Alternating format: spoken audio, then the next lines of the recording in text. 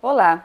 Nessa edição do programa Saúde e Consciência, conta com a participação das pesquisadoras, a doutora Elisa Vieira, da Embrapa Florestas, e a doutora Lorena Donini, da Universidade Federal da Grande Dourados, que irão falar sobre conservação de recursos genéticos vegetais. É daqui a pouco, não saia daí!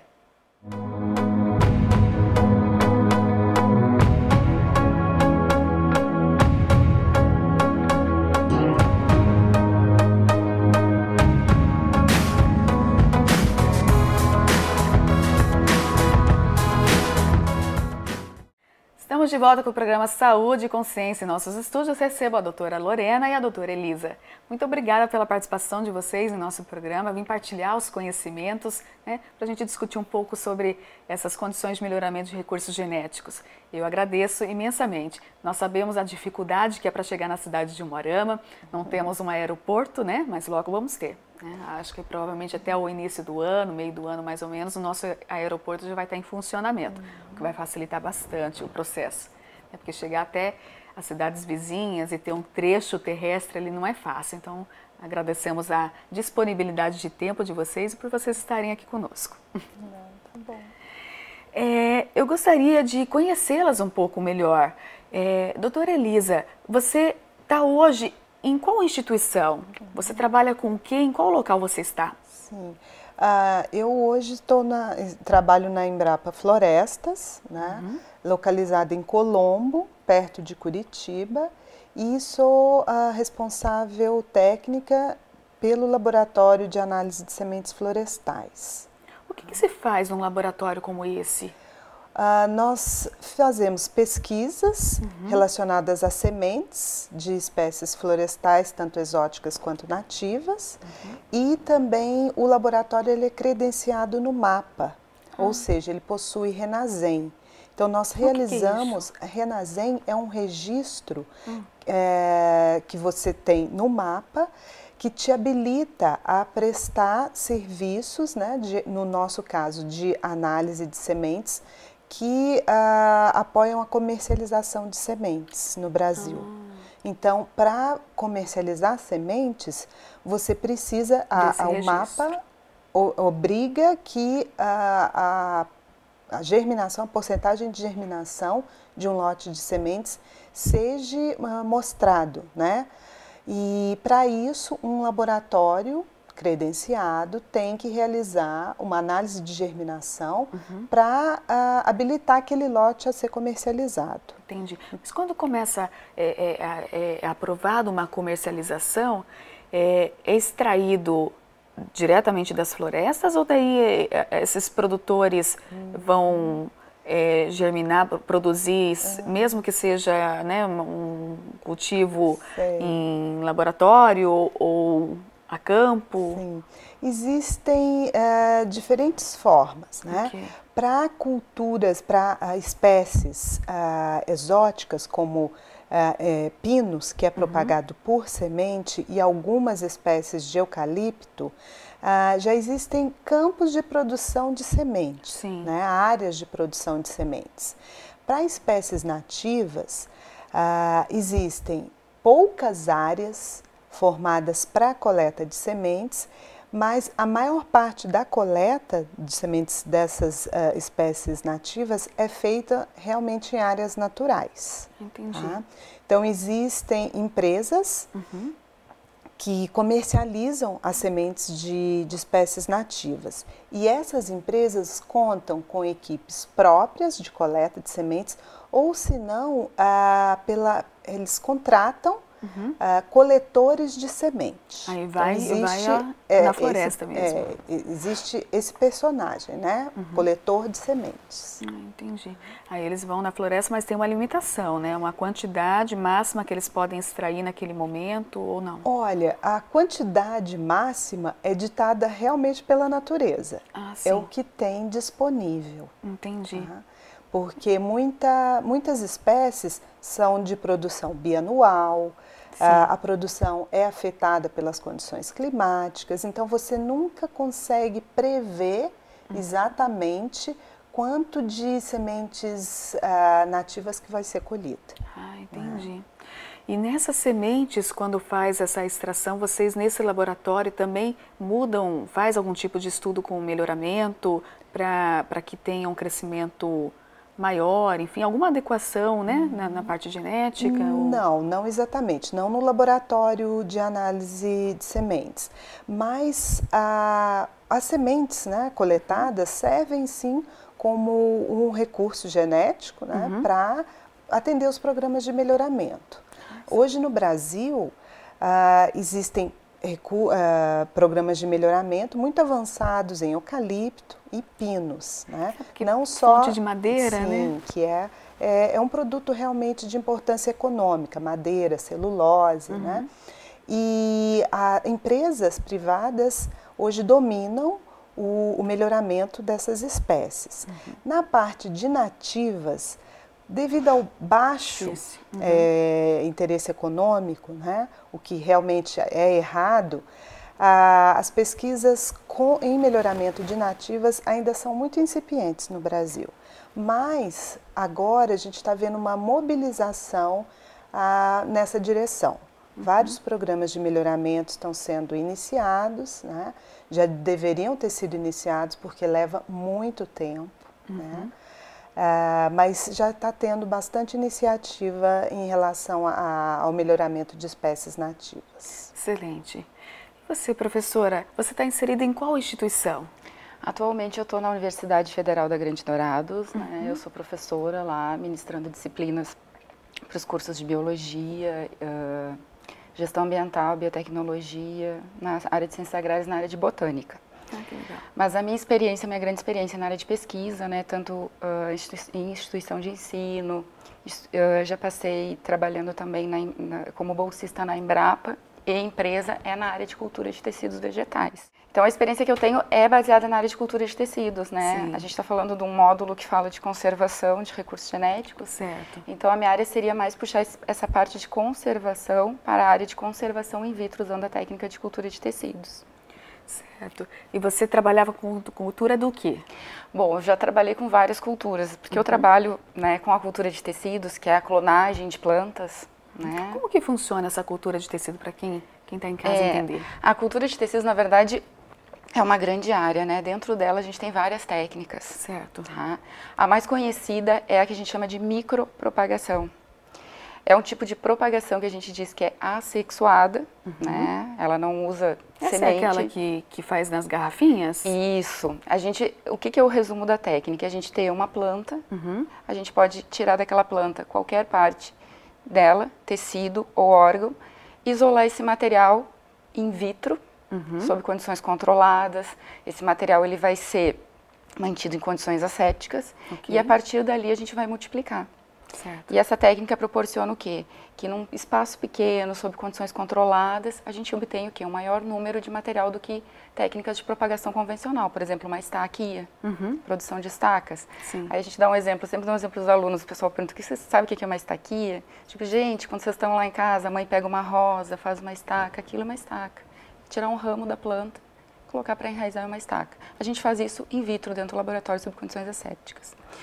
Então eu trabalhei com culturas, já trabalhei com plantas medicinais, ornamentais, trabalhei bastante com cana-de-açúcar, né? A gente desenvolveu um protocolo dentro da Embrapa, esse protocolo, né, ele fica disponível... Também com cultura? Com cultura de tecidos de cana-de-açúcar, produção de mudas, né? Nessa época eram variedades de cana. Isso é para propiciar que tenha menos perda na parte... Não, a técnica principal é produtividade, é produzir o maior número de plantas do que as técnicas convencionais. Esse é um dos principais objetivos da técnica. É porque acho que se perde muito na produção, principalmente por causa do açúcar com formigas, pragas, enfim. As variedades de cana, né, hoje elas estão voltadas bem para a produção do etanol. Então existem algumas variedades que elas estão adaptadas a regiões do Brasil também. Ah, legal. Então, como eu trabalhava no Sul, a Embrapa lá lançou variedades adaptadas para a região Sul. Sim. Então, esse material era trabalhado desde a parte de extração, né, de açúcar, trabalho no campo, e a gente fazia a produção de mudas em laboratório. E esse protocolo ele ficou disponível e depois eu acabei tendo uma experiência numa empresa, uma biofábrica, uma empresa particular, que o meu trabalho lá também era a produção de cana-de-açúcar, né? In vitro, produção de mudas. Qual que é a tua formação? Eu sou bióloga. É bióloga. O meu mestrado é em produção vegetal e meu doutorado é em fruticultura. Olha Mas só. dentro da fruticultura eu trabalhei com cultura de tecidos. Sempre na mesma Na linha. mesma técnica, porque essa técnica a gente consegue trabalhar com medicinais, ornamentais, plantas frutíferas, olerícolas, né? Qual que é a vantagem de fazer um estudo desse com cultura de tecido? O que a gente consegue, né, puxar da pesquisa para aplicar direto lá para o consumidor final? O primeiro, o foco grande da cultura de tecidos, isso que eu comentei. A grande vantagem é trabalhar num ambiente controlado, com maior produtividade do que se fosse uma planta campo. E outra grande vantagem da cultura de tecidos é que quando a gente isola o material, a gente vai isolar partes da planta, que normalmente elas são livres de viroses. Entendi. No momento que a gente estabelece esse material, coloca lá na garrafinha, aí a gente olha na garrafinha, depois parece que tem uma gelatina, né? O pessoal que já viu. Lindo. Temos aqui no laboratório, geralmente as fotos, né, que nós colocamos para a divulgação da pesquisa, aquele é chamativo, né? Nós fazemos nesse laboratório. A gente olha e pensa assim, é uma gelatina, mas dentro daquela gelatina a gente tem todos os nutrientes que a planta precisa para desenvolver, a gente tem açúcares. Professora, eu fico pensando, mas se você usa, né, nesse ambiente todo controlado, quando ele vai a campo, não vai ter todo esse controle, né, de clima, do que tem no solo. A gente até consegue colocar os nutrientes, enfim, que foi achado, mas não vai ter todo esse controle. E daí, como que fica? Vai ter o mesmo rendimento? Você consegue reproduzir depois a campo, fazendo ele in vitro? É assim, ó, quando a gente faz a técnica de cultura de tecidos, o material, quando ele está no laboratório, ele está sob condições controladas. Perfeito. Tá? Lá naquele meio de cultura, eu tenho todos os nutrientes. A planta está fechada num frasquinho. Certo. Ela não está realizando uma fotossíntese, nem abrindo os estômatos para respiração. Quando ela vai para o campo, depois ela passar por todas as fases de multiplicação, porque o que é a ideia dessa técnica? É de um material eu obter centenas ou milhares. Depois disso, essa planta ela precisa ser adaptada. Então, há um período que a gente chama de aclimatização. Depois que ela passou por todas as etapas, ela foi multiplicada e a gente conseguiu um número grande de material. Que é o que vai para o plantio. Ela vai passar por uma fase de aclimatização. Só que essa fase é o seguinte, a gente não tira ela do frasco e vai lá e planta no campo. Certo. Ela vai passar por uma adaptação dentro de uma estufa, para ela se acostumar a absorver nutrientes do substrato, a respirar, fazer a respiração, transpiração, fotossíntese, aí depois ela vai para o campo. Legal. A experiência que nós tivemos lá na Embrapa é que era um material que a gente via que saía da cultura de tecidos de cana-de-açúcar, a gente via a produtividade dele no campo, o vigor dele era bem melhor.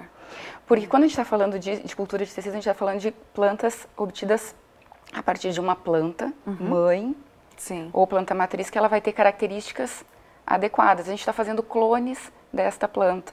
É como se a gente selecionasse a melhor planta, a planta mais saudável, com melhor nutrição, e a partir dela a gente fizesse melhor vigor. Por isso que no campo depois ela vai ter um bom resultado. A gente seleciona desde o início. Muito legal. Estou adorando aprender sobre, né, esse tipo de projeto. Nós vamos para um rápido intervalo e voltamos já. Você que está em casa, não saia daí. Nós já voltamos com mais explicações sobre técnicas sobre o melhoramento de recursos genéticos.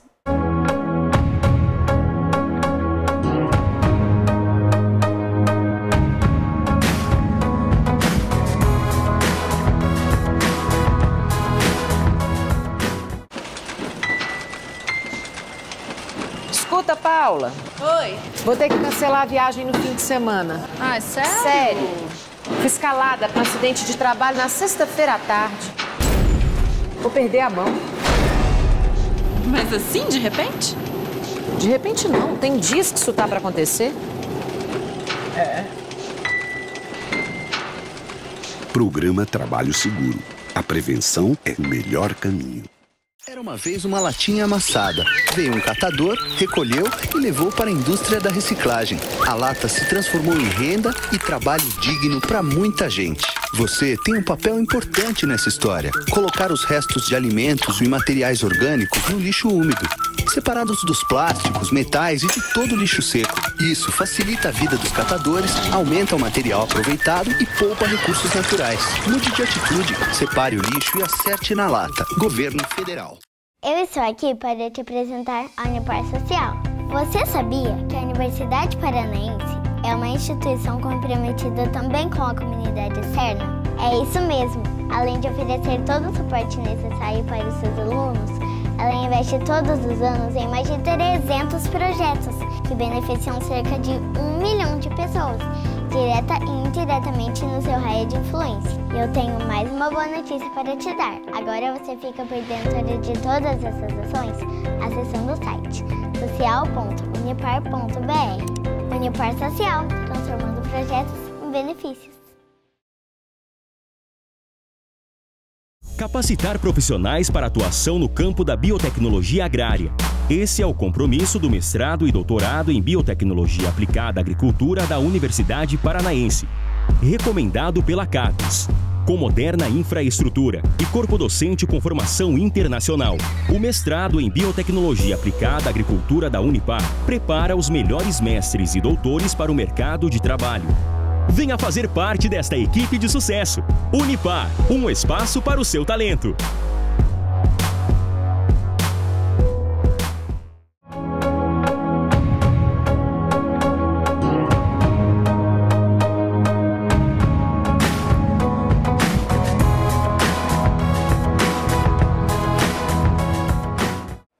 Estamos de volta com o programa Saúde e Consciência em nossos estúdios, a doutora Elisa e a doutora Lorena. No bloco anterior nós estávamos conversando, né, sobre os projetos, sobre o local de trabalho de vocês, sobre as pesquisas que são desenvolvidas. Professora, nós temos alguma parceria que é feita junto com a Embrapa para desenvolvimento de projetos de pesquisa entre a empresa e o setor acadêmico? Sim, a Embrapa trabalha muito com todas as universidades. No caso da Embrapa Florestas, como ela está localizada em Colombo, então a gente tem muitos trabalhos com a UFPR, né? Mas não se restringe ao UFPR. Então a Embrapa Florestas ela tem convênios com várias universidades no Brasil, nas mais diferentes regiões, e também convênios com universidades no exterior. Ah, que legal. Então, vocês recebem pesquisadores estrangeiros também, que às vezes vêm com alguma demanda específica? É como uma troca, né, de experiências. Às vezes um pesquisador da Embrapa vai até a instituição no exterior e também o sentido inverso acontece. Pesquisadores de instituições externas, né, internacionais, vêm e passam um tempo na Embrapa. Na Embrapa Florestas, somente o departamento de sementes que está em funcionamento ou existem outros locais, outros? Não, a Embrapa Florestas, ela enorme, abrange florestas. Sim, então, tudo. Dentro de florestas existem várias áreas. Certo. Nessa unidade florestas, nós temos 15 laboratórios. Nossa. Além do de sementes, tem laboratório de fitopatologia, entomologia, solos, de qualidade da madeira, monitoramento. São vários laboratórios de cultura de tecidos.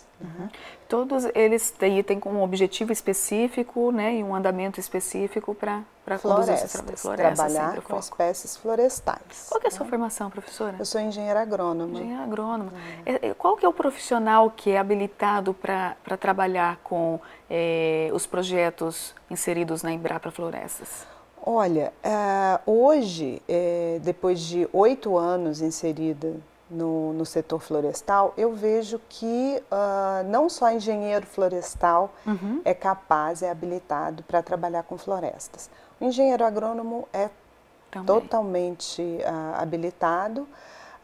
E como na parte de laboratório, né, biólogos, eu acho que cabe bem. Farmacêuticos, biólogos farmacêuticos, químicos, trabalham lá na Embrapa Florestas, mas na parte de qualidade da madeira, né? Então são áreas de estudo que envolvem muitos aspectos químicos. Né? Você é agrônoma, né? Engenheira agrônoma. Você acha que existe algum tipo de preconceito por ser mulher? Porque geralmente a profissão, né? A gente pensa no agrônomo, o homem. A sociedade, a Embrapa, enfim, ela vê com bons olhos, ela dá uma boa abertura para o crescimento de uma mulher agrônoma dentro da sua empresa?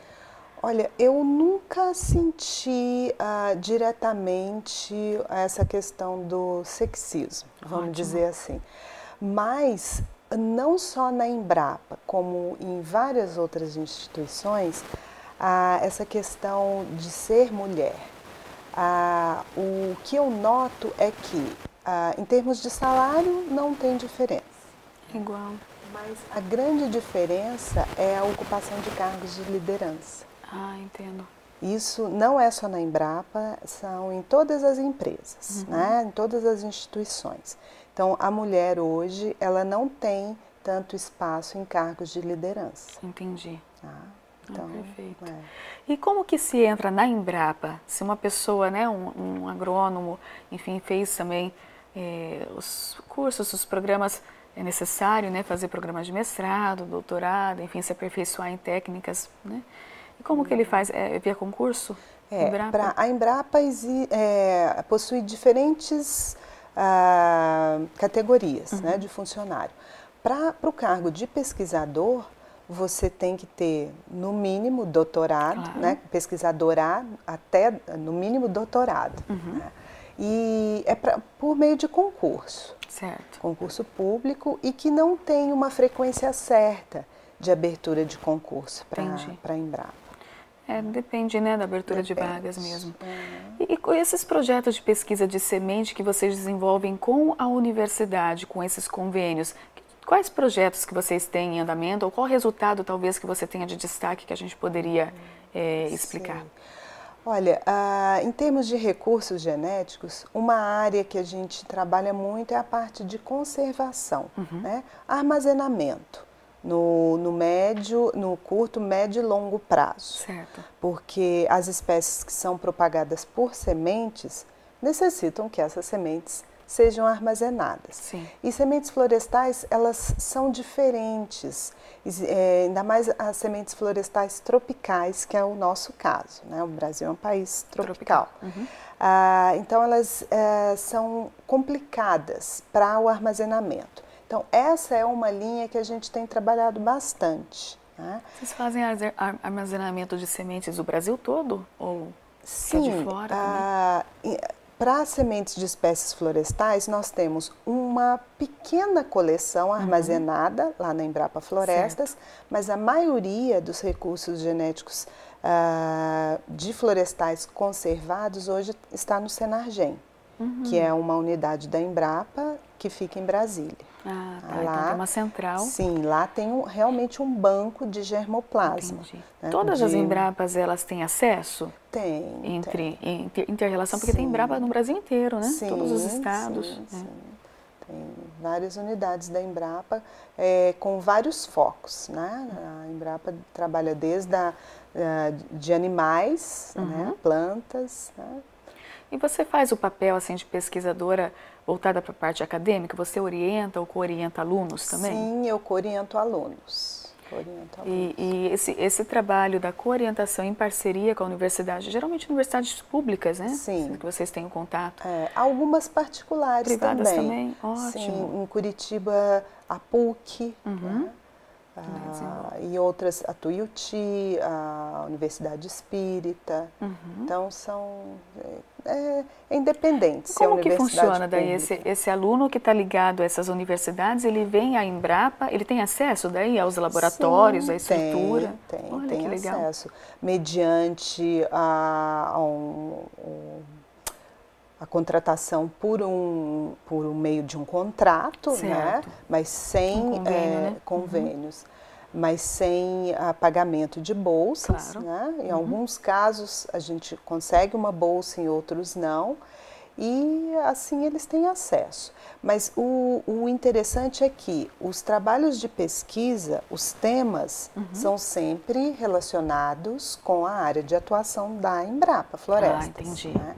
Então é uma troca interessante, porque nós temos várias demandas, o setor florestal tem várias demandas, e só a equipe da Embrapa não tem pernas para trabalhar com todas essas demandas. Né?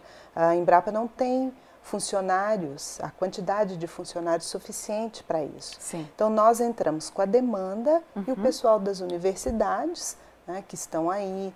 As resoluções, o trabalho. Então nós juntamos essas duas partes. Que é extremamente interessante, porque hoje a gente não consegue fazer pesquisa isolada, né? Não. Ela tem que ser em conjunto, porque senão fica muito difícil, até pela própria questão de orçamento, né? A dificuldade que tem para a área de pesquisa. E você, professora, você também trabalhou bastante com pesquisa, com a cana-de-açúcar. Que resultados que vocês obtiveram que foram interessantes? Olha, com a cana nós conseguimos desenvolver um protocolo, como eu tinha comentado antes, para algumas variedades adaptadas à região sul, né, resistente a frio. Depois eu tive a experiência de trabalhar numa empresa que a gente foi trabalhar com cana-de-açúcar também. Certo. Então, para tu ver que o foco muda. Quando a gente fez esse protocolo lá para o Rio Grande do Sul, a gente estava pensando em variedades de cana para a produção de etanol. Certo. Quando eu cheguei na empresa, a produção de cana era mais para as mudas, né, que a empresa fornecia, era mais para a produção de cachaça. Ah, é mesmo? Então, e foi assim, as variedades eram outras também, então a gente tem que ir adaptando, porque quando a gente trabalha com a parte de cultura de tecidos, né, a gente trabalha com o que a gente chama de protocolo, que é como se fosse uma receita de como fazer passo a passo. Só que para cada planta é um protocolo diferente. Aí, por exemplo, dentro da cana-de-açúcar a gente tem diversas variedades. Então, para cada variedade, às vezes é um protocolo diferente. Entendi. Então, e quando a gente trabalha com essa técnica, né, a gente está visando o quê? Multiplicação, produção maior. Quando a gente está na área de pesquisa, o foco é a gente até tem mais recurso nisso. Quando a gente está trabalhando dentro de pesquisa dentro de uma empresa, a gente está tentando adequar o protocolo à economia e continuar a produção. Então, isso foi um grande desafio para a gente dentro da empresa também. É produzir o material, né, tendo que reduzir custos também, porque a empresa, né, tem um custo, a técnica tem um custo muito alto. Né? E como que é para você passar por essa trajetória e agora, né, sair agora da empresa e trazer essa experiência para a parte acadêmica? Então, desde a época de faculdade, eu comecei a trabalhar na iniciação científica, acho que no segundo semestre de faculdade. Faz diferença, não faz? Sim. O aluno inserido na iniciação científica, ele acaba tendo uma visão diferente e sempre acaba indo para continuar no estudo ali, para ir para um programa de mestrado, doutorado, talvez, continuar os estudos. Foi o que eu fiz durante a graduação, né, trabalhando. Aí fiz mestrado, doutorado, e eu sempre com a ideia, assim, trabalhar com pesquisa.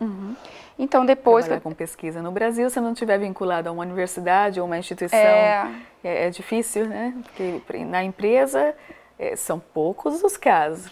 Poucos. Então, o que aconteceu? Aí eu fiz um pós-doutorado, ainda com pesquisa, eu trabalhei esse tempo na Embrapa com uma bolsa, aí fui para a empresa. E eu nunca imaginei a docência na minha vida, eu fugia disso. Até estava comentando com a doutora Elisa antes. E hoje, foi um desafio muito grande para mim a docência. E eu me apaixonei. Ela é mesmo. Né? Hoje eu não consigo trabalhar tanto com a questão ainda pesquisa e docência junto, né? De repente no futuro eu consiga conciliar as duas. Né? Mas é uma área assim, que para mim abriu muito. Né? Porque a gente está lidando com pessoas também. São turmas grandes, alunos diferentes. Isso foi um desafio para mim pessoal.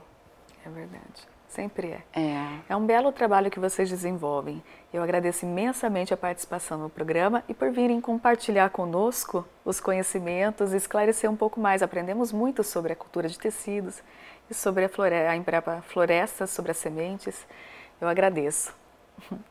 Você que está em casa, eu agradeço a sua audiência e eu aguardo você na próxima semana.